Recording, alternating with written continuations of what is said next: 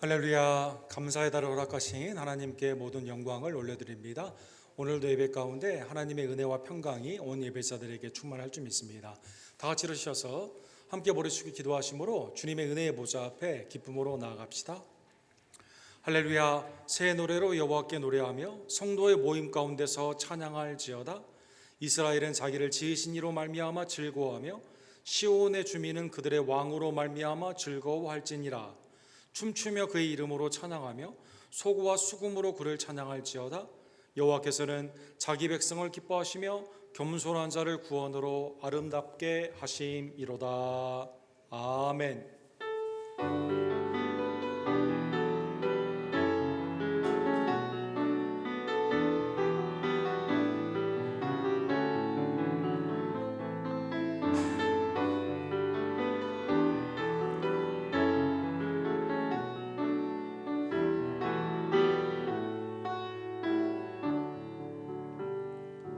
거룩하시고 자비로우신 하나님 아버지, 우리를 창세전에 택하여 주신 성부 하나님, 그리스도의 속량을 피로 말미암아 죄를 씻어주시고 하나님의 자녀 삼아 주심에 감사를 드립니다. 날마다 성령 안에서 우리의 갈 길을 밝히 보여주시고 믿음 안에서 주의 뜻을 깨달으며 서로 사랑하며 복음을 증거할 수 있는 교회를 통해 주신 놀라운 축복에 감사를 드립니다. 가정과 직장을 통해 우리에게 분복의 은혜를 허락하여 주시고 주님을 섬기며 하나님의 나라의 백성답게 살게 하시는 놀라운 은혜에 진심으로 감사를 드립니다. 오늘도 그리스도의 은혜를 힘입어 은혜의 보좌 앞에 나와 주님 앞에 예배하기를 원하오니 하늘문을 여시고 하나님 우리 예배를 연락하여 주시며 하나님의 놀라운 역사로 임하여 주시옵소서. 이 땅을 하나님의 자비와 긍휼로 다스려 주시옵시고 오직 하나님을 경외하며 믿음 가운데 온전히 서며 복음이 회복되는 복된 은총을 이 미국 땅 떠나온 우리 고국 땅에 주님 허락하여 주시옵소서. 외주와 니지의 선교사님들과 현재 예배를 연락하여 주시옵시고 함께 예배하는 어린이들의 예배와 모든 교회의 모든 행사들이 하나님을 기쁘시게 하는 믿음의 산 제사 되기를 간절히 원합니다. 하나님 이 시간 우리를 연락하여 주시옵소서. 모든 영광과 감사를 받게 합당하신 우리의 구원주 예수 그리스도의 이름으로 간절히 기도드립니다. 아멘.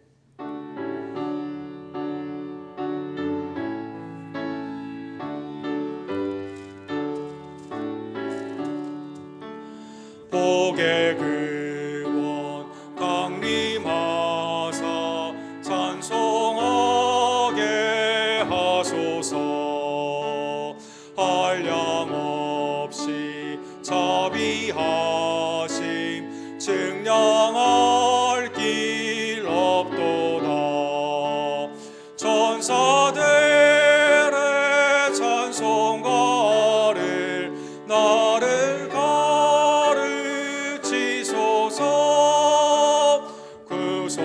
구속하신 그 사랑을 항상 찬송합니다. 주의 크신 도움 받아 이때까지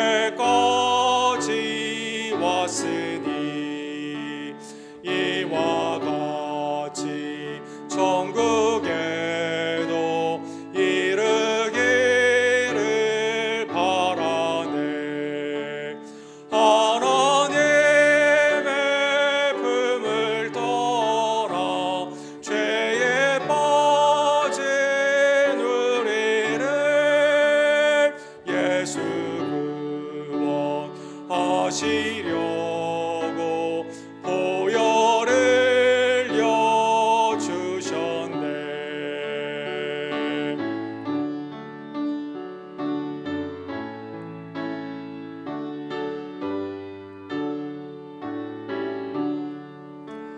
주의 귀한 은혜 받고 일생 빚진 자 되네. 주의 은혜 사슬 되사 나를 주께 매소서. 우리 마음은 연약하여 범죄하기 쉬운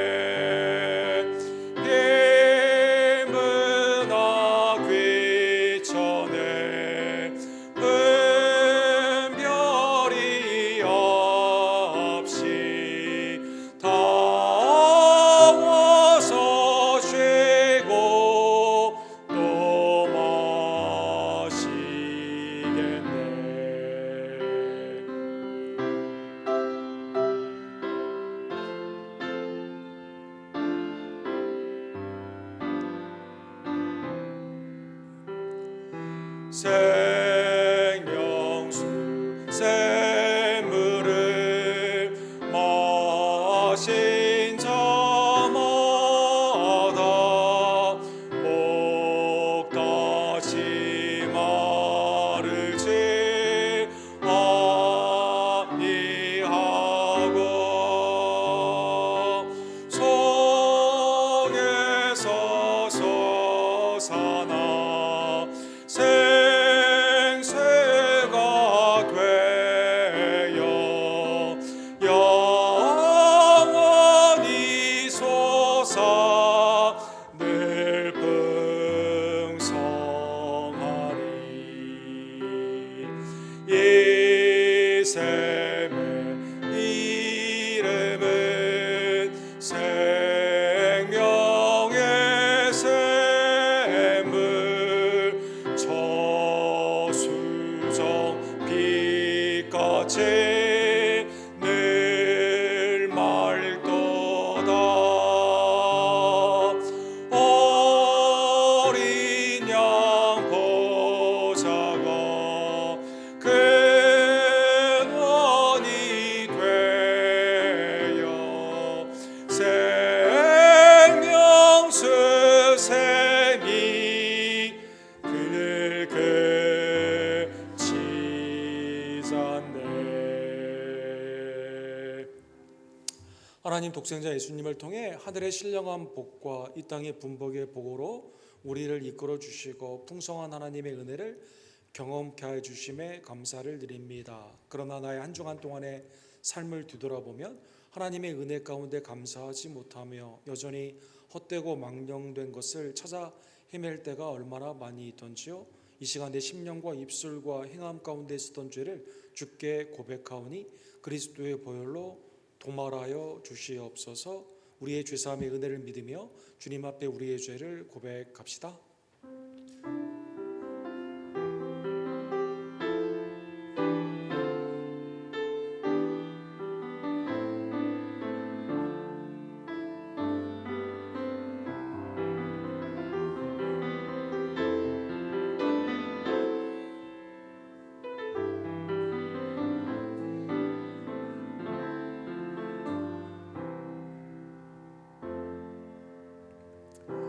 길이 참으시며 노하기를 더디하시는 하나님의 은혜가 우리의 모든 죄를 그리스도를 통해 사하여 주셨습니다. 죄사함의 기쁨으로 이 시간 우리의 신앙을 사도신경으로 주께 함께 고백합시다. 전능하사 천지를 만드신 하나님 아버지를 내가 믿사오며 그 외아들 우리 주 예수 그리스도를 믿사오니 이는 성령으로 잉태하사 동정녀 마리아에게 나으시고 본디오 빌라도에게 고난을 받으사 십자가에 못 박혀 죽으시고 장자니 사흘 만에 죽은 자 가운데서 다시 살아나시며 하늘로 오르사 전능하신 하나님 우편에 앉아 계시다가 주로서 산 자와 죽은 자를 심판하러 오시리라. 성령을 믿사오며 거룩한 공예와 성도가 서로 교통하는 것과 죄를 사하여 주시는 것과 몸이 다시 사는 것과 영원히 사는 것을 믿사옵나이다. 아멘.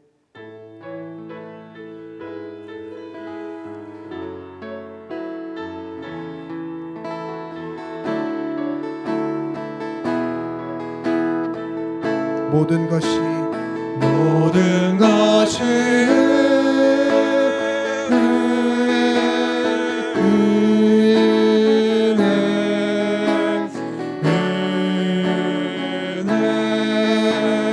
한없는 은혜 내 삶에 당연한 건 하나도 없었던 것을 모든 것이 모든 것이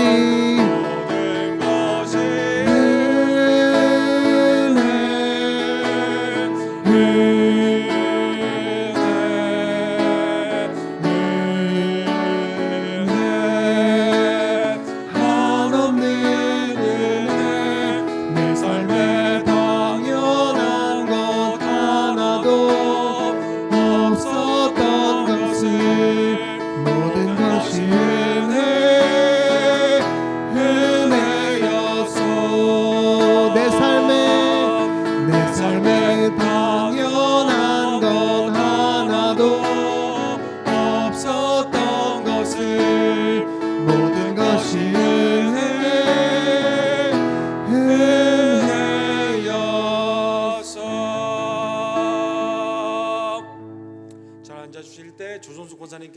위해서 기도해 주시고 김경수 집사님께서 하나님의 말씀을 대독해 주시겠습니다.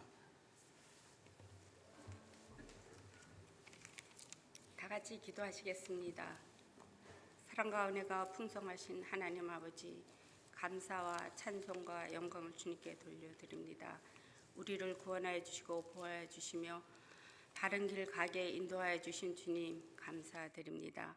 오늘도 진실한 마음을 깨워 성령 충만함을 허락하시어 신령과 진정으로 드려지는 예배자가 되게 하여 주신 주님 감사합니다. 행함이 있는 믿음 속에 주님의 성품 닮아가게 하시며 우리의 삶 속에 주님의 향기 나타나게 하는 주님의 영광 돌리는 우리 언덕교회 성도님들이 다 될 수 있도록 주님 도와주시옵소서. 혹시라도 나의 공로나 교만한 마음으로 인해 우리 형제 자매들을 실족시키지 않게 깨어서 기도하는 저희들이 될 수 있도록 주님 도와주시옵소서. 힘들고 고난 중에 있는 성도님들을 위하여 위로하여 주시고 삶의 희망을 품어주시며 다른 이들을 섬길 만큼 강한 마음 또한 허락하여 주셨길 간절히 기도드립니다.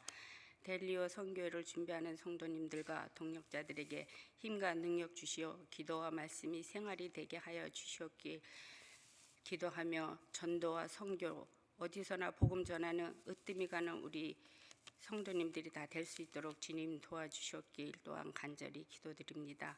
하나님을 두려워하고 영생을 주시는 주님을 만날 수 있게 기도하고 찬양하며 하나님을 만나는 사람들로 하여금 저희들이 복음을 전하는 일에 앞장설 수 있도록 주님 도와주시옵소서.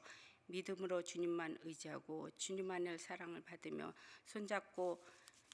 손잡아 주시는 주님과 동행함으로 주님께 영광 돌리는 지체들 다 될 수 있도록 주님 도와주셨길 또한 간절히 기도드립니다. 여호와의 라파의 하나님, 육신의 질병으로 고통받고 있는 많은 성도님들, 연로하신 어르신들, 연약한 지체들에게 치료의 강선을 바라여 치료해 주셨길 또한 기도드립니다. 믿음으로 주님만 의지하고 손잡아 주시는 주님과 동행함으로 사랑받으며 주님께 영광 돌리는 우리 언덕교회 지체들이 되게 도와주시옵소서. 주일학교 어린이들이 말씀과 찬양으로 자라나게 하여 주시며 김한희 선생님과 섬김의 성도님들에게 말씀과 기도로 힘들지 않게 능력 또한 더하여 주셨길 간절히 기도드립니다. 교회의 선교를 위하여 릴레이 기도를 하는 많은 성도님들이 함께 기도하게 하여 주시어 주님을 사랑하는 마음이 더욱 크게 하여 주셨길 기도드립니다. 내가 문이니 누구든지 나로 말미암아 들어가면 구원을 받고 또한 들어가며 나오며 꼴을 얻으리라 하셨사오니 문을 열고 들어가는 믿음의 자녀가 날로 늘어나는 주님의 제단 쌓는 성도가 더해지는 교회로 부흥시켜 주셨길 간절히 기도드립니다. 어떤 길은 사람이 보기에 바르나 필경은 사망의 길이라. 나도 모르게 사망의 길로 들어서는 잘못을 범하지 않도록 기도하고 말씀 들어가며 서로 교제하는 저희들이 될 수 있도록 주님 또한 허락하여 주셨길 간절히 기도드립니다. 하나님이여, 내 손에 정한 마음을 창조하시고 내 마음에 정직한 영을 새롭게 하시어 하나님의 영광이여 기쁨이 되는 자녀 되게 하여 주셨길 기도드립니다. 오늘도 예배를 듣는 여러 성도님들께 성령 충만하게 하여 주시며 말씀을 전하는 목사님께 영육간 건강함을 허락하여 주셨길 간절히 기도드리며 감사와 찬송과 영광을 주님 앞에 올려드립니다. 예수님 이름으로 기도드렸습니다. 아멘.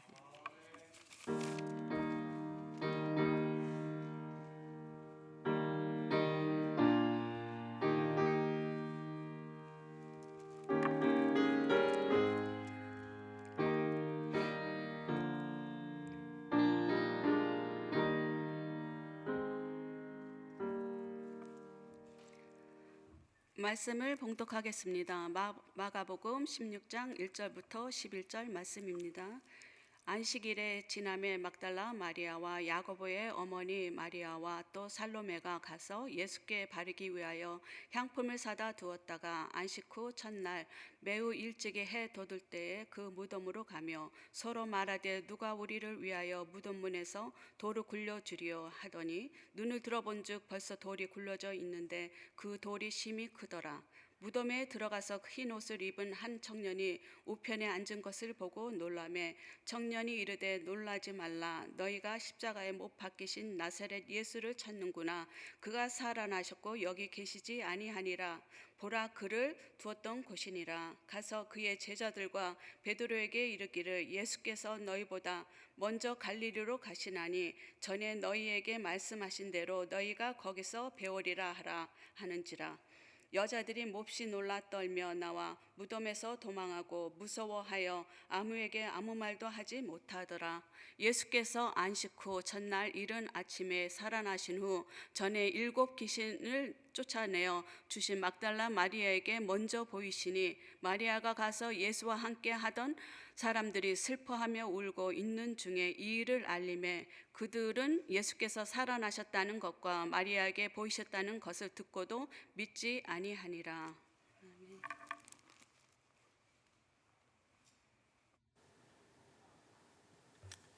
우리 복음서, 우리 마가복음의 마지막 부분, 이번 주에 주님의 부활과 다음 주에 우리 제자 삼는 명령의 말씀으로 함께 마무리하기를 원합니다. 우리 지난주에 본 것처럼 예수님의 십자가의 죽으심은 우리의 죄사함을 위한 죽으심이기 때문에 우리의 옛사람, 우리의 정욕과 탐심이 그 가운데 함께 죽었고, 이제는 주님 안에서 하나님이 여러분과 저의 죄를 사하여 주시고 의롭다 칭하여 주신 하나님의 은혜의 사건을 우리 기독교의 신앙의 가장 중요한 십자가의 그 사건을 우리가 함께 보았습니다. 오늘은 이 같이 양대 기둥으로 있는 부활에 대한 사건을 함께 우리 기도하고 함께 상고하기를 원합니다.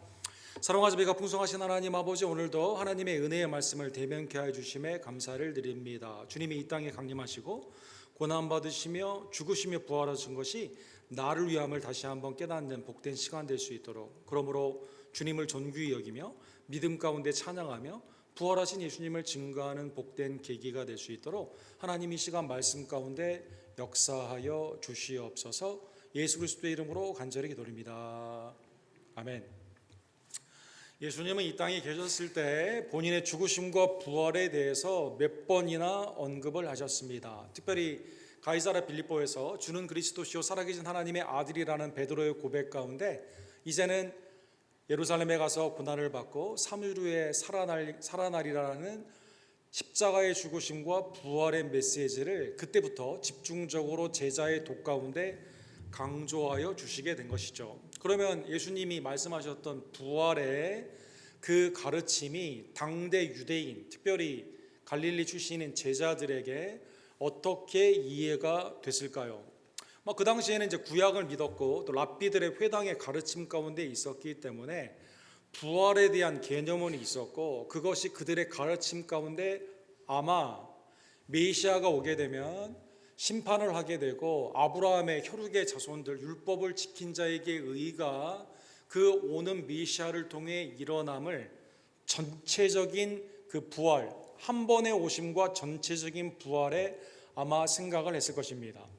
여러분, 예루살렘에 가시면 예루살렘의 성전을 향해 있는 감람산의 대부분은 놀랍게도 묘지로 가득 차 있습니다. 이 감람산에 묘지가 많은 이유는요, 유대인들의 부활 신앙 가운데 스가랴 14장 4절에 보면 오는 메시아로 말미암아 하나님의 여호와의 날이 심판으로 이루어지게 되는데, 이때에는 성전의 미문을 통해 메시아가 와서 감람산에 서게 됩니다. 그리고 이 골짜기가 감람산이 갈라지게 되면서 이 승리의 행진 가운데 메시아, 율법을 지키지 않고 메시아를 고대하지 않았던 사람들은 심판을 받게 되고, 율법의 의를 지키는 아브라함의 혈육들은 이때 일어나게 되며 승리의 행진을 하게 됩니다. 그래서 당시에 하나님의 말씀의 이런 기초보다는 전통적인 랍비들의 가르침 가운데 오는 메시아에게 내가 죽는다 하더라도 이때 다 부활하기 때문에 가까이 메시아와 가까이 있게 되면 이 행진 가운데 더 많은 승리를 경험하게 된다라는 가르침 가운데 성전을 향해 있는 감람산에 있는 그 묘지에서 유대인들이 묻히기를 원하고, 또 요즘 뉴스를 보게 되면 여기에 눕힐 수 있는 공간이 얼마 되지 않기 때문에 프리미엄이 이렇게 많이 붙었다고 합니다. 그래서 그냥 관만 하나 놓는 거 수준이거든요. 그런데도 거기에 플러스 뭐 10,000불, 15,000불을 줘야만 여기에 이렇게 묻힐 수 있다고 합니다. 베헨하임이라고 하는 유명한 랍비와 윌리엄 레인이라고 하는 우리 개신교 신학자의 디베이트에 예수님의 다시 오심에 대한 유명한 디베이트이 있죠. 이때 그 유명한 랍비인 베헨하임이 예수님이 재림하셨을 때, 기독교의 전통 가운데 성경의 교리 가운데 예수님이 재림하게 되었을 때 자기가 그분에게 묻겠다라는 거죠. 그래서 첫 번째 질문은 당신은 메시아입니까? 라고 질문을 하고, 두 번째 질문은 이 랍비가 두 번째 질문은 당신이 이번에 오신 게 첫 번째입니까? 두 번째입니까? 라고 이렇게 묻는다라는 것입니다. 유대인은 고난받는 메시아로 우리를 위해 죽으시고 부활하신 예수님이 다시 오심을 믿는 것이 아니라 아직도 이 메시아는 오지 않았고, 이 메시아는 실제 물리적인 유대인의 성전을 통해, 아직 이 성전은 모슬람으로 넘어가지 않았습니까? 그러나 이 성전의 미문을 통해 오셔서 감람산에서 심판을 할 것을 고대하고 죽은 사람들이 여기에 묻히기를 원한다라는 것입니다.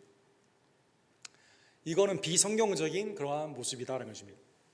오늘 본문은 그러면 역사적인 현장에서 예수님이 어떻게 부활하셨는가 가감없이 복음서에, 특별히 마가복음에 우리에게 교훈하여 주시게 됩니다. 예수님은 금요일에 돌아가셨습니다. 그러면 금요일 저녁부터 시작하는 안식일 가운데 토요일 저녁까지 물품을 살 수가 없는 그러한 상황 가운데 예수님의 돌아가신 그 몸에 장례, 향유를 붓고 그 가운데 장례를 치르기를 원하는 여인들이 토요일이죠. 안식일이 지나면 토요일 아마 저녁에 막달라 마리아와 야고보 어머니 마리아와 또 살로메가 가서 예수께 바르기 위하여 향품을 사다가 두었다, 이렇게 나와 있습니다. 예수님이 일찍이 그 마지막 일주일 동안을 보낼 때 수요일쯤에 베다니에서 실제 예수님에게 향유를 부었던 여인이 있죠. 이 가룟 유다는 300데나리온의 이 순전한 나들을 팔아가지고 가난한 자에게 주식을 했느냐, 예수님을 존귀히 여긴 이 여인의 신앙을 이해를 하지 못했습니다. 예수님이 그러면 그 여인이 향유를 부은 사건이 어떤 해석이냐, 마가복음 14장 6절에서 8절에 보면 이것을 해석하여 주시게 됩니다. 가만두어라, 그가 내게 좋은 일을 하였느니라. 그는 힘을 다하여 내 몸에 향유를 부어 내 장례를 미리 준비하였느니라. 예수님의 돌아가심, 비단 예수님의 존귀한 죽음을 이렇게 향유를 부은 여인도 칭찬을 받으며 복음이 증거되는 곳에 이 여인이 행한 일을 같이 증거하라고 예수님이 명령하여 주셨습니다. 그것처럼 오늘 본문에 토요일 저녁에 향품을 준비하여 주일날 아침에 이 여인들이 예수님이 설마 부활하셨을까라는 아직 부활에 대한 말씀의 기억이나 고대는 하지 않고, 그러나 우리를 위해 죽으신 예수님을 기억하며 장례하기 위해서 향품을 사다가 둔 것입니다. 무덤에 가게 되었을 때는 문제가 있죠. 아리마대 요셉의 무덤 가운데 묻혀 있는 그 예수님은 일단 돌의 문으로 갇혀 있기도 하고, 그 다음에 이게 누군가 이 돌을 열어줘야 된다는 어려운 점이 있습니다. 또 이 여인들이 향유를 준비한 이 사건은 사실은 예수님의 이 땅의 탄생과 더불어 예수님이 어떻게 돌아가실 것인가를, 장례를 준비하는 사건이긴 하지만 부활을 준비하는 사건은 아니었기 때문이다라는 것입니다. 여러분, 예수님이 마태복음 2장 11절에 보면 동방의 박사들이 와서 이제 예루살렘에서 오늘 태어난 유대인의 왕이 누굽니까? 헤롯 대왕에게 묻게 되죠. 헤롯 대왕이 서기관들을 통해 다윗의 마을인 베들레헴이다라고 알려주게 됩니다. 이때 박사들이 가서 이 구유에 놓인 아기를 발견하게 됩니다. 그때 세 가지의 선물을 드리게 되죠. 마태복음 2장 11절에 보면 엎드려 아기께 경배하고 보배압을 열어 황금과 유황과 모략을 예물로 드렸다라고 나와 있습니다. 여기 나오는 모략이 장례에 사용되는 향품이다라는 것입니다. 하나님은 일찍이 이 이방인들을 통해서 예수님이 어떻게 죽으실 것인가 이 장례를 미리 준비하며 황금, 왕 대신 예수님, 그 다음에 유향, 제사장 되신 예수님, 그리고 우리를 위해 죽으시는 그 구주 예수님을 미리 태어날 때부터 마리아와 요셉에게 알게 하시고 그리고 이거를 준비하기를 원하셨다는 것입니다. 요한복음 19장에 보면 예수님이 돌아가셨을 때 제자들은 도망가고 베드로는 3번이나 부인을 했지만 생각지도 않았던 예수님의 숨겨진 제자들이 나타나게 됩니다. 부자였던 아리마대 요셉이 자기의 무덤을 내어주게 되죠. 빌라도에게 예수님의 시체를 받아다가 거기에 누이게 합니다. 그리고 요한복음 3장에 보면 거듭남의 그 비밀에 대해 어머니의 모태에 들어가야 되는 것이 아닙니까? 라고 생각을 했던 공회원이었던 니고데모가 이때 나타나게 됩니다. 전에는 부끄러워서 밤에 예수님을 찾아왔던 니고데모가 예수님의 죽음 앞에는 담대히 나아가서 예수님의 시체를 아리마대 요셉과 달라고 하고 그리고 100리트라, 한 리트라는 135g이나 되게 되는데 굉장히 귀한 이 향유를 예수님의 그 죽으신 몸을 향해 향품으로 그 가운데 썼다라는 것입니다. 이러한 것을 보게 되면 예수님의 죽으심은 이미 예표되어 있었고 예수님의 죽으심에 대해서 존귀한 우리를 위한 죽음임을 알고 있었던 많은 사람들이 제자들은 도망갔지만 여인들과 아리마대 요셉과 이 니고데모처럼 여기에 대해서는 상당히 많은 그 관심을 가지고 이거에 대한 존귀를 표하려고 했던 자들이 많이 있었던 것 같습니다. 그런데 이들의 다 공통점은 뭘까요?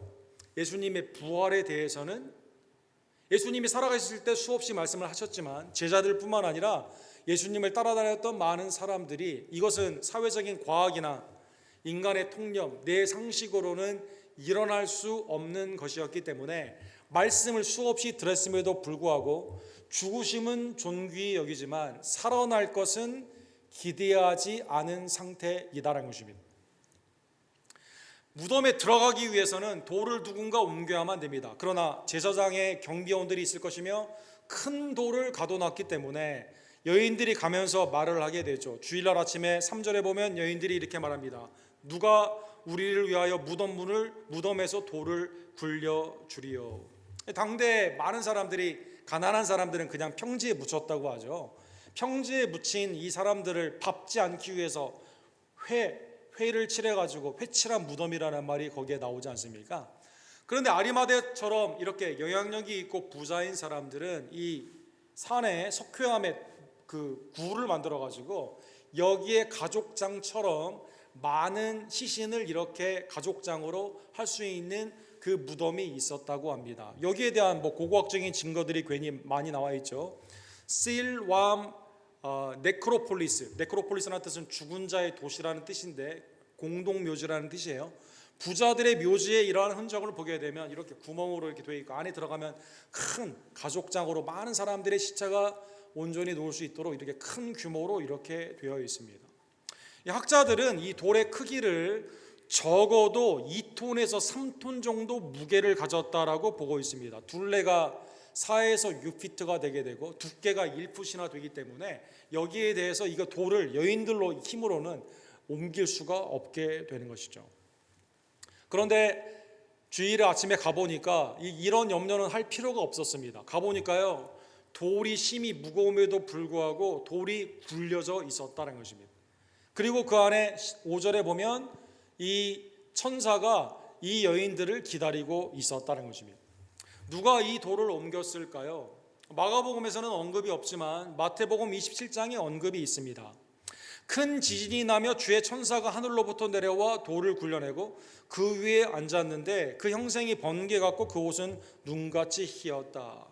마가복음에서는 청년이라고 했기 때문에 아마 젊은 사람의 형상처럼 보였던 것 같습니다. 마태복음과 요한복음에는 두 천사라고 이렇게 나와 있습니다. 천사가 굴을 옮기고, 여러분 구약에 보면 천사가 전쟁에서 많은 사람들을 이 적군을 죽이기도 하고 그 다음에 출애굽을 하게 되면 불기둥과 구름기둥으로 애굽의 군대를 막고 이스라엘을 인도하는 게 천사가 하는 일이거든요. 하나님의 위임을 받은 구속사에 천사의 놀라운 능력이 이 가운데 나타나게 되는데, 이 큰 돌, 심히 무거운 이 돌을 천사가 옮기고 그리고 여인들을 기다리고 있었던 것입니다.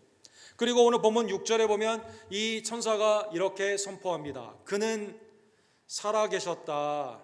그는 살아나셨고 그는 여기에 계시지 않는다. He has risen.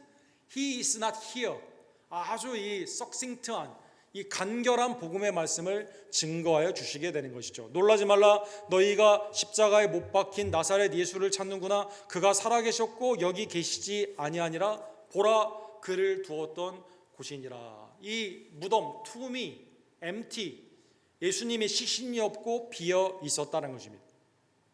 사랑하는 성도 여러분, 이 천사의 사역을 보게 되면 특별히 신약에서 구속에 관련, 구원에 관련되어 있는 예수님의 사역 가운데 실제 인간인 우리가 깨닫지 못하는 이 사역을 하나님의 말씀을 메신저로 증거하는 것을 볼 수가 있습니다. 사실 천사라고 하는 엥겔로스라고 하는 이 헬라 말이 메신저라는 뜻이거든요. 하나님의 말씀을 그대로 증거하는 것입니다. 예를 들면 누가복음 1장 31절에 보면 처녀가 잉태의 아들을 낳게 되는 마리아에게 수태 예고를 하게 되는데, 나는 남자를 알지 못하는데 이게 어떻게 일어납니까? 라고 말을 하게 되었을 때 천사가, 가브리엘 천사가 이렇게 말을 하죠. 지극히신 하나님의 능력이 너에게 입힘으로 말미암아 성령으로 잉태하게 되었다. 이거를 알려주게 됩니다. 그리고 마리아는 말씀대로 이루어지리다. 이 수태의 예고 가운데 그 말씀을 받아들이게 됩니다. 마태복음 1장 21절에 보면 가만히 이 결혼을 끊고자 했던 요셉에게 천사가 뭐라고 말합니까? 태어나게 되는 이 아들은 예수, 자기 백성을 구원할 자입니다. 이렇게 알려주게 되는 것이죠. 그리고 이 하나님의 은혜 안에서 잠자리를 갖지 못하게 하고 예수 그리스도의 탄생의 소식 가운데 이 일을 순종 가운데 받아들이게 했다는 것입니다. 누가복음 2장 11절에 보면 이 베들레헴에 들에 있던 목자들에게 누가 나타납니까? 천군 천사가 나타나게 됩니다. 지극히 높으신 곳, 이 땅 가운데 영광과 평화의 소식이 되는 모든 사람의 구주가 되시는 예수 그리스도가 오늘 다윗의 동네에 태어나게 되었다. 이 목자들에게 알려주게 되는 것이죠. 목자들이 가서 예수님을 찾게 됩니다. 경배하게 됩니다. 그리고 예수님의 그 구원의 소식 가운데 기쁨으로 소식을 증거하게 되는 것입니다. 40일 동안 광야에서 계셨을 때 예수님이 사탄의 시험을 이기시죠. 사탄의 시험을 이기시고 천사들이 와서 수종을 들게 됩니다. 겟세마네 동산에서 땀방울이 핏방울이 되도록 기도하시는 예수님을 누가 돕습니까? 천사가 돕는다는 것입니다. 즉 구속사에 있어서 가장 중요한 예수님의 사역 가운데 예수님을 섬깁니다. 그리고 예수 그리스도의 구원의 소식을 우리에게 알려주고 우리에게 믿게 하고 그걸 증거하게 하는 사역이 천사이다라는 것입니다. 그래서 오늘 본문에 보면 예수님은 살아계시고 십자가 못 박히신 주님은 다시 사셨고 여기에 계시지 아니하시고 그 다음에 7절에 보면 갈릴리에 먼저 가 계신다는 것입니다. 7절에 보면 가서 그의 제자들과 베드로에게 이르기를 예수께서 너희보다 먼저 갈릴리로 가시나니 전에 너희에게 말씀하신 대로 너희가 거기서 배우리라 하라 하는지라. 이미 예수님이 돌아가시기 전에 말씀을 하여 주셨거든요. 특별히 오늘 7절에 보면 베드로를 딱 집어서 말씀을 하여 주시게 됩니다. 갈릴리 바닷가에서 갈릴리 바다에서 제자들이 사람 낚는 어부로 이제는 새 부르심을 받지 않습니까? 누가복음 5장에 보면 얘들아 물고기가 있냐? 밤새도록 아무것도 잡지 못한 베드로에게 주님이 나타나셔서 깊은데 그물을 던지라라고 말씀하여 주시게 됩니다. 누가복음 5장 5절에 보면 베드로가 뭐라고 말하죠? 밤새도록 수고했으나 아무것도 잡지 못했지만 말씀에 의지하여 그물을 내리리다. 그물을 내리게 됩니다. 그리고 많은 물고기를 잡게 됩니다. 이때 베드로가 주님 나와 동업해서 어업으로 돈을 많이 법시다 이렇게 말하지 않고 나를 떠나소서 나는 죄인입니다 이렇게 고백을 하게 되죠. 그리고 그러한 베드로를 주님은 사람 낚는 어부 제자로 삼으셨다는 것입니다. 마가복음 14장에 보면 주님은 하나님이 목자를 씌웠을 때 양들이 흩어지게 된다는 말씀을 통해 너희가 나를 다 떠나리라라고 말씀하여 주시게 됩니다. 예언하여 주시게 됩니다. 이때 예수님이 이렇게 말씀하시죠. 그러나 내가 살아난 후에 너희보다 먼저 갈릴리로 가리라.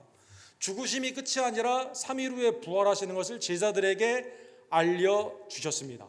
여러분, 이 목요일에 알려주신 거거든요. 금요일에 돌아가신 예수님은 주일에 3일 만에 살아나신 것을 전에 마태복음 16장부터 쭉 알려주시다가 돌아가시기 직전에도 이렇게 알려주셨다는 것입니다. 이때 베드로가 뭐라고 말하죠? 다 버릴지라도 나는 그리하지 않겠나이다. 장담을 했습니다. 그러나 베드로는 바로 예수님을 안나의 제사장의 뜰에서 3번 부인했다는 것입니다. 그래서 오늘 본문의 7절에 보면 천사를 통해 하나님이 특별히 누구에게 이 부활의 소식을 알려주기를 원합니까? 처음에 갈릴리에서 부르심을 받은 베드로, 예수님 앞에서 제자들을 무시하고 예수님 앞에서 인간의 신념으로 장담을 했다가 철저히 깨진 3번이나 부인하며 슬피 울었던 베드로에게 예수님이 다시 살아나셨음을 알려주기를 원하셨다는 것입니다.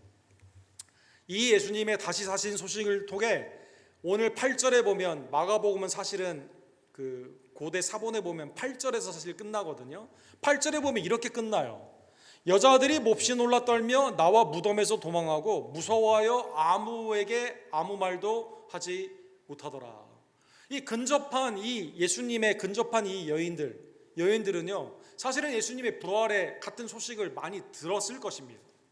그러나 실제 예수님이 부활하셨다는 말씀은 장례, 십자가의 은혜 가운데 돌아가신 예수님은 장례를 치러주기를 원하지만, 존귀히 여기기를 원하지만, 부활하신 예수님은 믿어지지가 않았다는 것이죠. 믿어지지가 않았다.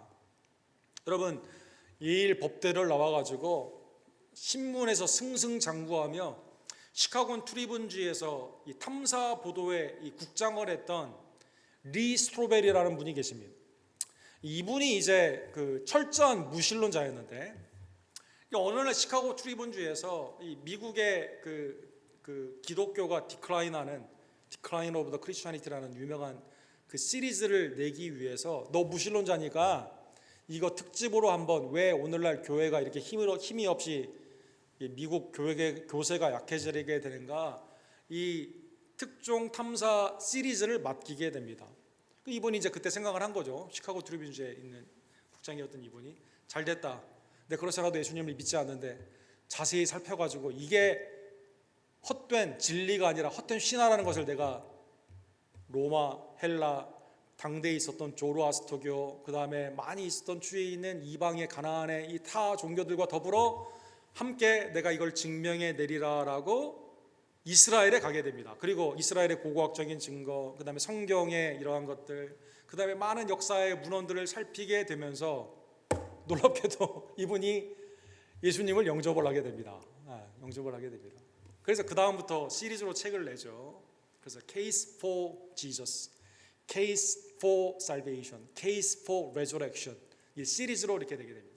그러면서 이제 책을 이제 쓰게 되는데, 예수는 신화가 아니라 역사다라는 책을 쓰게 됩니다. 뭐 여러 가지 성경 안에 있는 내적인 증거, 성경 외에 있는 외적인 증거, 그 다음에 역사성을 가지고 있는 다른 문헌들과 성경이 왜 진리인가를 쭉 증명을 해 나아가게 되는데, 그 중에 한 부분이 오늘 본문에 관련되어 있는 말씀입니다. 만약 신화, 거짓으로 지어낸 신화라면 많은 행지의 헬라의 신화나 로마의 신화는 앞뒤가 딱딱 맞도록 신화를 만든 사람이 구성을 하게 됩니다. 기승전결로 구성을 하게 됩니다. 여러분, 오늘날 드라마나 여러 가지 판타지 소설 같은 거 보면 앞뒤가 딱딱 맞잖아요. 성경이 만약 신화라면, 예수님의 부활을 역사가 아니라 신화로 만들었다면, 마가복음 오늘 사복음서에 나오는 예수님의 증인이 여인들이라는 것은 잘못된 것이다라는 것이죠. 왜 그러냐면, 당대에 법정에서 증인으로 쓰려고 하게 되었을 때 여자는 증언대에 설 수가 없습니다. 법적인 효력이 없습니다. 그런데 성경은 예수님의 부활의 첫 번째 증인들은 누구예요? 여인들입니다. 더 나아가 누가 첫 번째 증인입니까? 막달라 마리아다라는 것입니다. 막달라 마리아다. 여러분, 성경은 이거 나중에 이 여인들이 증언을 했다고 하면 이게 말이 안 되니까 이거 바꾸자, 이거 빼자. 그리고 다른 유력한 사람을 듣자. 뭐 아리마대 요셉이나 뭐 바리새인이었던 그 니고데모를, 이게 아니라 실제 있었긴 사건이기 때문에 그렇다라는 것이죠. 더 나아가서 오늘 본문 9절과 10절에 보면은요, 누가 그 중에 첫 번째 증인입니까? 막달라 마리아가 첫 번째 증인입니다. 막달라 마리아는 9절에 보면 전에 7 귀신을 쫓아내어 주신 막달라 마리아에게 먼저 보이셨다. 그렇죠? 요한복음 20장에 보면 동산직인 줄을 알고 예수님이 앞에 있는데도 깨닫지 못하지 않습니까? 예수님 시체가 어디니 좀 알려달라고 말하지 않습니까? 예수님이 예수님인 것을 알게 하셨을 때 예수님을 붙잡고 놓아주지 않지 않습니까? 첫 번째 증인이 막달라 마리아다라는 것입니다. 막달라 마리아는 근데 7 귀신이 있다가 이 예수님의 고침으로 나간 사람입니다. 누가복음 8장 2절에 보면 7 귀신이 있었던, 이 7이라는 것은 귀신이 7개가 있었다는 그런 뜻도 되지만 완전수거든요. 완전히 귀신에게 붙잡혀 있던 이 여인을 예수님이 고쳐주시죠. 그리고 예수님을 따라갑니다. 자기의 소유로 섬기게 하여 주시게 됩니다. 막달라 마리아. 그리고 십자가와 부활의 마지막 증인, 첫 번째 증인으로 사용을 받게 됩니다.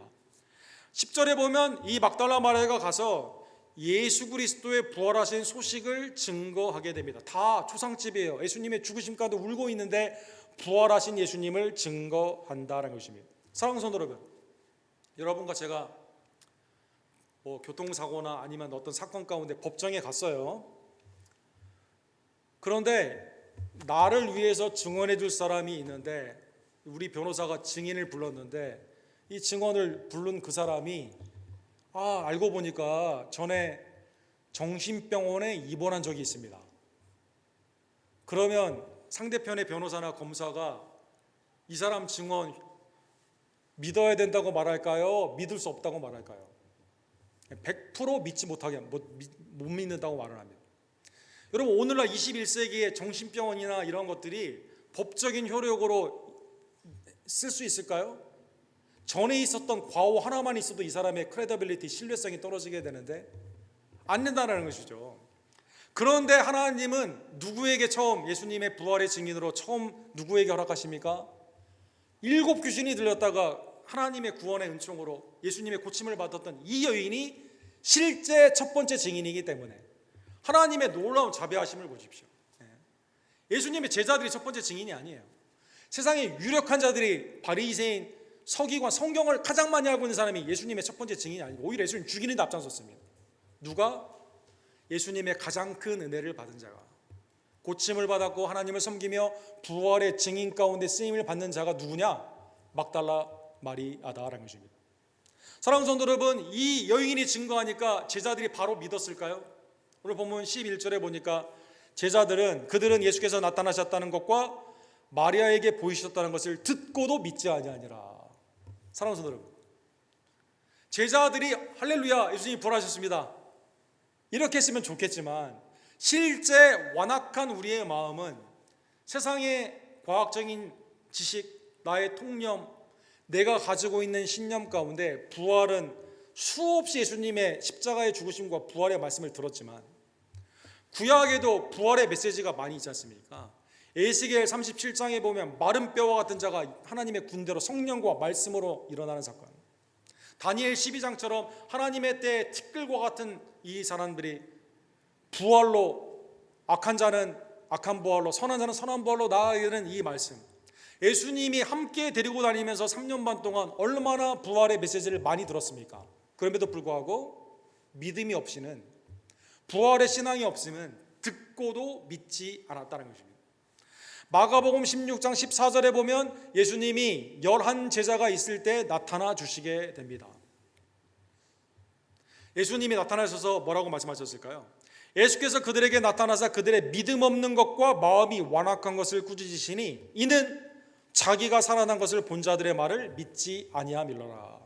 그렇게 말씀하셨고 실제로 살아나셨고 실제로 증인이 보았던 증인들이 증거하지만 역사적인 예수님의 부활이 분명하지만 제자들조차도 예수님을 부활을 믿지 않았다는 것입니다.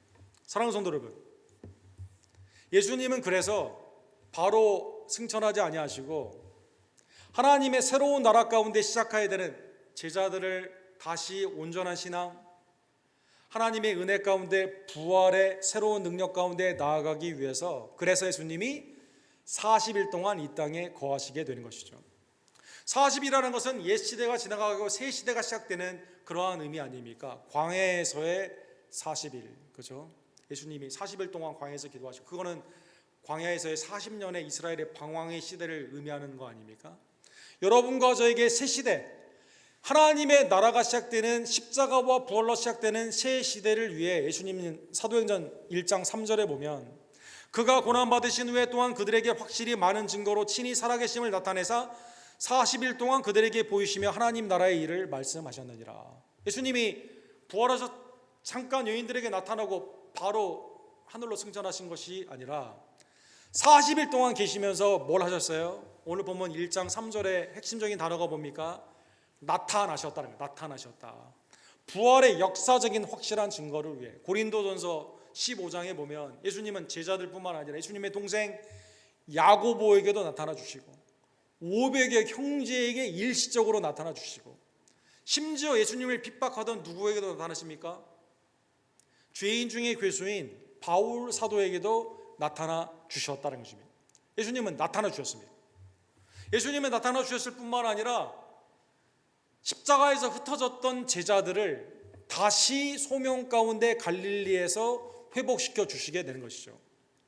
베드로에게 바요나 시몬아, 내가 나를 사랑하느냐? 내가 주님을 사랑하시는 줄 주님이 아시나이다. 3번 질문하시고 3번 사랑을 고백했던 베드로에게 뭐라고 말씀하시죠? 내 양을 치라, 내 양을 먹이라 말씀하여 주신 겁니다. 내팽개치지 아니하시고 주님은 부활의 신앙 가운데 나타나 주셔서 제자들에게 소명, 그 사명을 회복시켜 주신 것입니다. 누가복음 14장에 보면 엠마오로 가는 두 제자와 예루살렘에 기다리고 있던 제자들에게 무엇을 가르치십니까? 모세의 글과 시편의 글과 선지자의 모든 길이 메시아, 나의 고난과 영광, 나에 관한 것이다 라고 알려주시게 됩니다. 떡을 떼어주시며 말씀을 깨닫게 해주십니다. 부활의 신앙 가운데 두려워하지 않고 하나님의 은혜 가운데 나아갈 수 있는 은총을 허락하여 주시게 되는 겁니다. 마태복음 18장에 보면 예수님은 너희는 가서 모든 족속으로 제자를 삼아 아버지와 아들과 성령의 이름으로 세례를 주라라고 말씀하여 주시게 됩니다. 사도행전 1장 8절에 보면 오직 성령이 너희에게 임하시면 너희가 권능을 받고 예루살렘과 온 유다와 사마리아와 땅끝까지 내 증인이 되리라. 세상 가운데 보내심의 역사 가운데 제자들을 다시 파송하여 주시게 됩니다. 그러면 누구를 증인으로 서게 하시는 걸까요? 십자가에 죽으신 예수님만 증언하는 것이 아니라 어떠한 분? 우리를 위해 다시 사신 부활의 예수님을 증인으로 제자들을 다시 파송하여 주셨다는 것입니다. 복음서의 앞에 있는 파송이 예수 그리스도의 복음을 통해 귀신을 내어쫓고 병든 자를 고치고 하나님의 나라의 임재를 설명하는 거였다면, 사도행전의 분명한 그 복음의 보내심은 무엇입니까? 십자가와 부활의 예수님을 증언하기 위해 증인으로 나아갔다는 것입니다. 사랑하는 성도 여러분, 예수님은 부활하셨습니다. 예수님의 부활과 우리와는 무슨 상관이 있을까요? 요한복음 11장에 보면은요, 나사로를 다시 살리기 위한 예수님이 마르다에게 나사로를 부르시기 전에 마르다를 이렇게 부르시며 말씀하시죠. 주님이 여기 계셨으면 내 오라버니가 안 죽었을 텐데.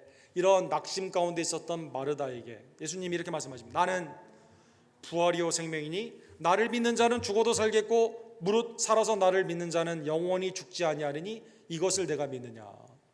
I am the resurrection, 이렇게 말씀하셨습니다. 부활 그 자체가 예수님이에요. 그래서 예수님을 믿으면 부활의 은혜를 받는 겁니다, 여러분. 예수님 자체가 부활입니다, 여러분. 예수님 자체가 내가 길이요 진리요 생명, 예수님 자체가 생명입니다. 예수님을 믿으면 우리가 영생의 은혜를 받는 거거든요.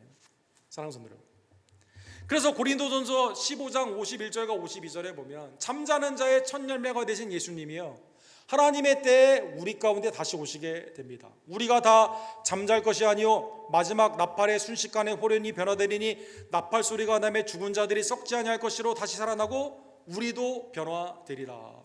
주님의 부활의 은혜는 주님이 사망 옷을 이기시고 부활하셨구나. 그걸 믿는 우리들은 그러면 이 땅에서 무병장수하며 내가 원하는 정욕대로 사는구나, 이게 아니라 예수님의 부활이 믿음 가운데 우리와 주님이 연합하게 되었을 때 그 부활이 곧 우리의 부활이다라는 것입니다. 썩지 않는 것으로 부활하는 거예요. 약한 몸이 아니라 강한 몸으로 부활하게 되는 겁니다.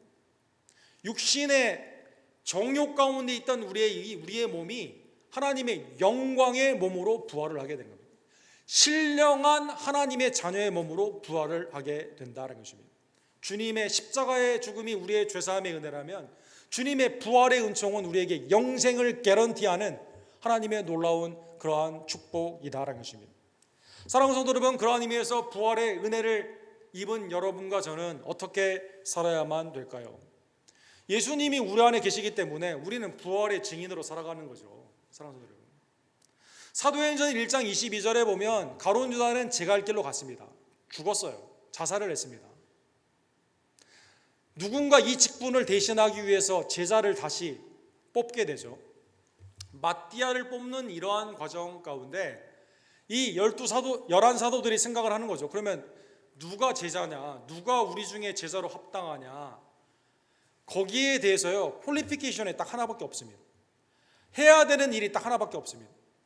사도행전 1장 22절에 보면 항상 우리와 함께 다니던 사람 중에 하나를 세워 우리와 더불어 예수께서 부활하심을 증언할 사람이 되게 하려 하느니라. 왜 제자가 되는 거예요? 왜 제자의 직분을 맡기는 겁니까? 주님이 우리를 위해 다시 사셨음을 증언하는 증인이 필요하다는 것입니다. 사랑하는 성도 여러분, 사도행전 4장 2절에 보면 요한과 베드로가 살해되는 공회 가운데 복음을 증거하다가 잡히게 되죠. 이때 잡힌 이유가 뭘까요? 예수 안에 있는 죽은 자의 부활을 가르치는 것을 싫어하니, 이렇게 되어 있습니다. 예수 안에 있는 자의 부활을 가르치지 말라라는 것입니다. 사도행전 23장 6절에 보면 바울 사도가 잡히게 되죠. 산헤드린 공회에 서게 됩니다. 왜 잡혔을까요? 죽은 자의 소망 곧 부활로 말미암아 내가 신문을 받노라, 이렇게 말하게 됩니다.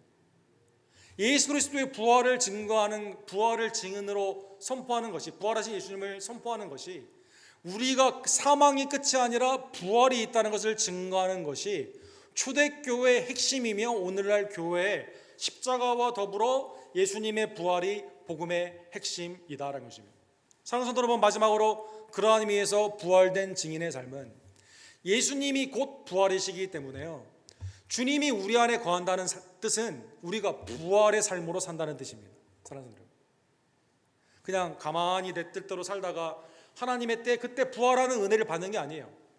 부활하신 예수님이 우리 안에 계시는 겁니다. 그래서 여러분, 신약에서 가장 중요한 게 그리스도 안에 있다, 이런 뜻 아닙니까? 그리스도가 부활이기 때문에 부활 안에 있는 삶이 곧 매일의 신앙의 삶이죠. 바울 사도는 빌립보서 1장 20절과 21절에 우리 마지막 말씀입니다. 같이 읽을까요? 살든지 죽든지 내 몸에서 그리스도가 존귀하게 되려 하나니 이는 내게 사는 것이 그리스도니 죽은 것도 유익함이라. 살든지 죽든지 내 몸에서 그리스도가 존귀하게 된다. 그리스도 안에 있는 삶은, 그리스도가 내 안에 거하는 삶은 부활의 삶이에요. 죽음이 끝이 아닙니다. 죽음이 두려운 것이 아닙니다. 여러분, 히브리서 11장 35절에 보면 부활을 믿는 여인들이 신문을 받는 것, 순교 가운데도 구차히 여겼다, 이렇게 말하지 않습니까? 제자들이 십자가에서는 도망갔는데요, 부활의 증인으로 살기 위해서는 다 순교했습니다. 사랑하는 성도 여러분, 왜 그럴까요? 그리스도가 내 안에 있기 때문에. 내 안에 있는 그리스도는 누구입니까? 부활 그 자체입니다. 부활 그 자체입니다. 살든지 죽든지 내 몸에서 그리스도가 존귀하게 되려 하느니 이는 내게 사는 것이 그리스도니 죽는 것도 유익함이라. 내 평생 편안히 살다가 감람산에 묻혀가지고 다 오는 메시아, 내가 거기서 빨리 일어나야 된다, 유대교의 잘못된 부활신앙이 아니라 십자가와 부활의 은혜를 받는 여러분과 저는 매일 사나 죽으나 예수 그리스도의 영광을 돌리는 겁니다. 먹든지 마시든지 주님의 영광을 돌리는 것입니다. 어디에 가든지 죽음이 끝이 아니라 죽음의 두려움에서 우리의 죄를 사해 주시고 영생의 은혜를 주신 예수님을 증거하는 삶임을 다시 한번 깨달으며 부활의 신학으로 부활하신 예수님을 보시며 존귀 여기며 증거하는 하나님의 부활의 증인들 되기를 주님의 이름으로 간절히 축원합니다. 사랑과 자비가 풍성하신 하나님 아버지, 오늘 부활하신 예수님, 부활의 동일한 은혜가 그리스도로 말미암아 우리에게 이제는 썩어지지 않고 신령하고 영광과 은혜의 몸으로 다시 사는 부활의 은혜를 우리에게 약속하여 주심에 진심으로 감사를 드립니다. 이것은 마지막 날에 일어나는 이벤트가 아니라 주님을 모시는, 부활이신 주님을 모시는 매일의 삶임을 또한 깨닫게 해주심에 진심으로 감사를 드립니다. 사나 죽으나 예수님을 존귀히 여기며 부활하신 예수님을 증거하는 하나님의 부활의 증인의 모습으로 나아가는 주의 종들 될 수 있도록 주님 역사하여 주시옵소서. 예수 그리스도의 이름으로 간절히 기도드립니다. 아멘. 주신 말씀을 기억하시면서 영광의 주님 찬양하세. 우리 부활의 찬양 우리 함께 찬양 드립시다.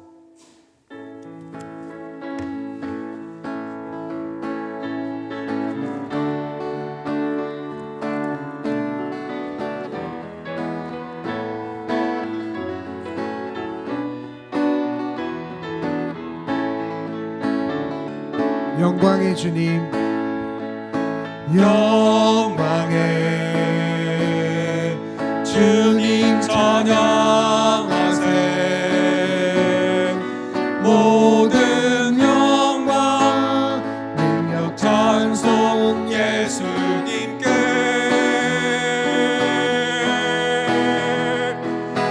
영광의 주님 찬양하세. 주의 백성 모두 함께 찬양하세. 두 손을 높이 들고 주 이름 찬양. 존귀와 영광 모두 주 예수님께.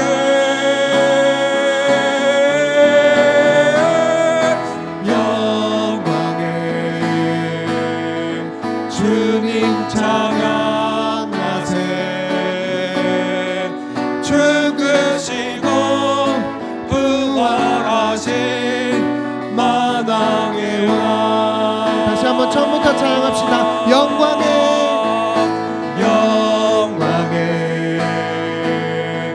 주님 찬양하세. 모든 영광 능력 찬송 예수님께.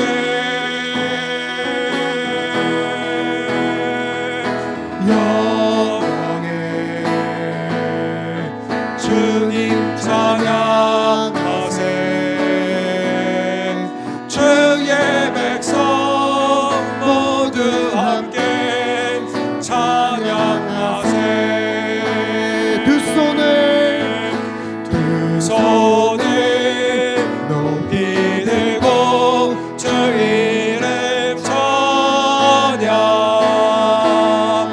존귀와 영광 모두 주 예수님께.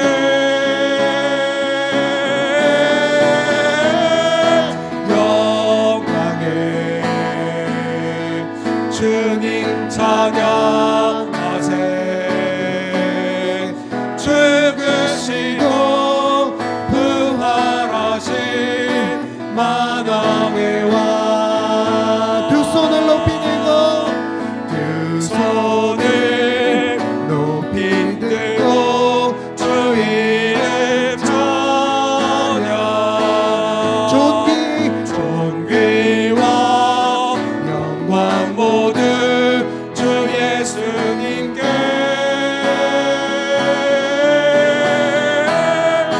영광의 주님 찬양하세. 죽으시고 부활하신 만왕의 왕. 죽으시고 부활하신 만왕의 왕. 마지막으로 죽으시고 부활하신 만왕의 왕. 은사 가운데 그리스도의 십자가와 부활을 믿게 하시며 그 영광에 참여케 해 주심에 감사를 드립니다. 이 시간 하나님의 내게 베푸신 복된 은총을 세어보며 믿음 안에서 감사함으로 주께 영광 돌리기를 원하오니 하나님 이 시간 나의 예물과 나의 마음을 연락하여 주시옵소서. 기도하시고 준비한 예물을 하나님께 기쁨으로 드립시다.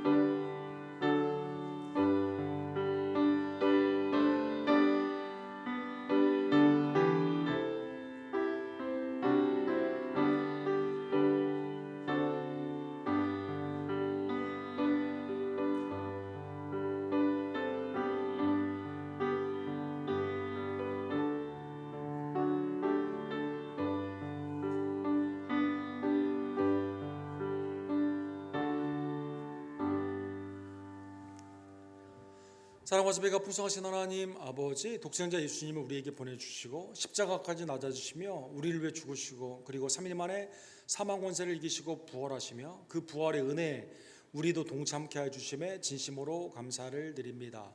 예수님의 다시 사심과 우리를 위해 중보하심과 다시 오심을 온전히 믿으며 우리의 완악한 마음을 소멸하여 주시고 신실한 신앙 가운데 오시는 주님 앞에 잘했다 칭찬받는 착하고 충성된 모든 종들이 될 수 있도록 주님 역사하여 주시옵소서. 하나님 이 땅을 하나님의 은혜 가운데 고쳐주시고 치유하여 주시옵소서. 전쟁이 있는 곳에 평화가 임하기를 원하며 혼란과 무질서가 있는 곳에 하나님의 아름다운 회복과 평강과 질서가 나타나기를 간절히 원합니다. 외지와 내지의 송구사님들을 주님의 은혜 가운데 품어주시고 온전케 하여 주시옵소서. 협력하는 우리 조재명 목사님, 김성호 선교사님, 데이비케 목사님을 기억하여 주시며 교단의 600여 내외의 모든 우리 선교사님들에게 하나님의 힘과 능력을 더하여 주시옵시고 특별히 11월 마지막 주에 우리가 기도하며 준비하는 우리 델리오 국경의 사역교회 하나님께서 함께해 주시사 만남의 축복과 현지인들의 구원의 열매와 또 사역자들에게 세임이 되는 유익의 사역이 될 수 있도록 주님 함께하여 주시옵소서. 온 성도님들이 함께 기도하며 함께 기쁨으로 동참하며 우리도 때를 얻든지 못 얻든지 각자의 형편에서 복음을 담대히 증거하기를 간절히 원합니다. 하나님 이 땅을 하나님의 궁율로 다스려 주시옵소서. 이번 주에 있는 선거 가운데 하나님께서 나누어짐이 아니라 회복이 되고 하나가 되는 복된 계기가 되기를 원하며 교회는 깨어 기도하고 하나님의 복음 안에서 온전히 서는 복된 하나님의 은총이 충만케 되기를 간절히 원합니다. 함께 협력하는 CFC와 세인앤드루를 기억하여 주시고 우리 교회와 더불어 합하여 선을 이루며 이 지역 가운데 하나님의 나라의 아름다운 모형으로 나타날 수 있도록 주님 역사하여 주시옵소서. 나를 귀히 여겨 감사의 직분을 맡겨주심에 감사를 드립니다.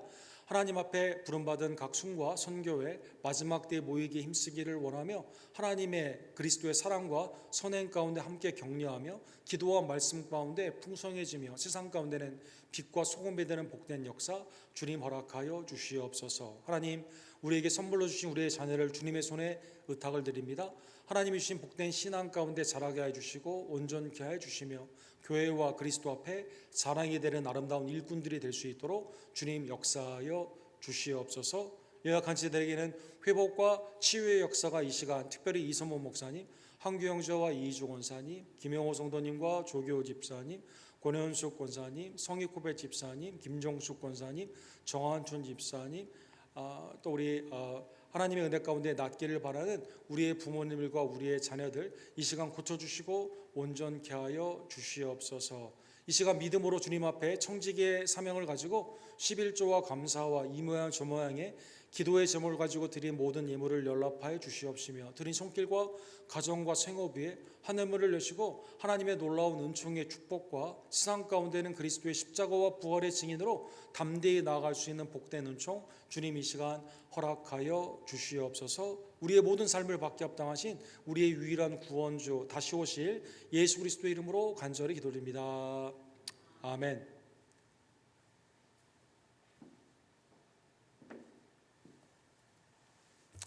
새벽 기도회가 이번 주에 욥기 15장에서 19장으로 진행이 됩니다. 우리 각 가정과 교회에서 기도에 힘써 주시기를 부탁을 드립니다.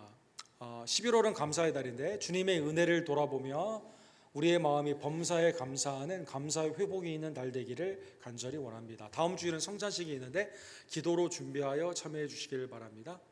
우리 추수감사 주간인데요. 11월 29일부터 그 다음 주 12월 2일 월요일까지 우리 델리오라는 우리 국경의 지역인데 여기에 그로컬 미션 데이비드 목사님과 함께 단기 선교를 진행을 하게 됩니다. 여러분 위에서 특별히 기도해 주시고 혹시 아직까지 신청을 하지 못하신 분은 참여를 원하시지만 신청하지 못하신 분들은 우리 선교팀에게 알려주시기를 부탁을 드립니다.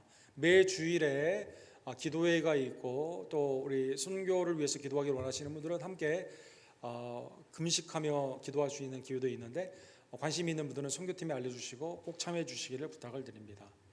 우리 11월 광고들 우리 참조해 주시기 바랍니다. 11월 24일이 올해 추수감사주일인데 하나님 앞에 복된 은혜를 기억하며 감사하는 시간 되기를 원합니다. 다른 광고들은 주보를 참조해 주십시오. 우리 다 같이 일어서셔서 주님 앞에 영광 돌리기를 원하며 316장 기쁨으로 찬양 영광 주께 영광 돌리세 찬양 드리시고 축도로 오늘 예배를 마칩시다.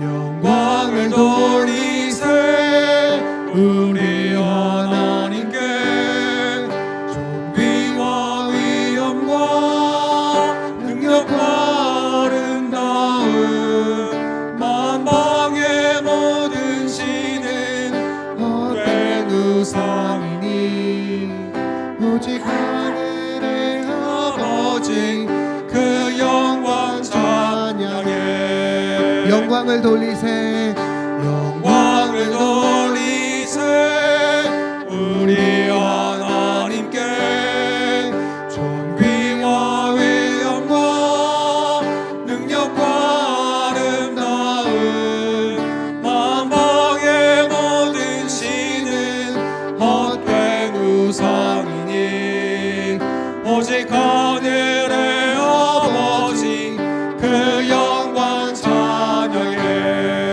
주님의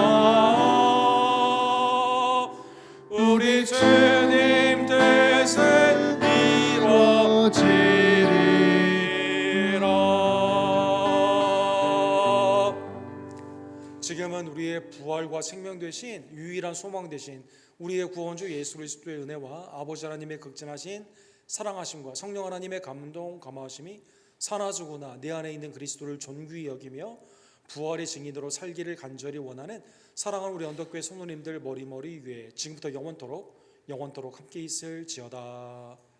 아멘.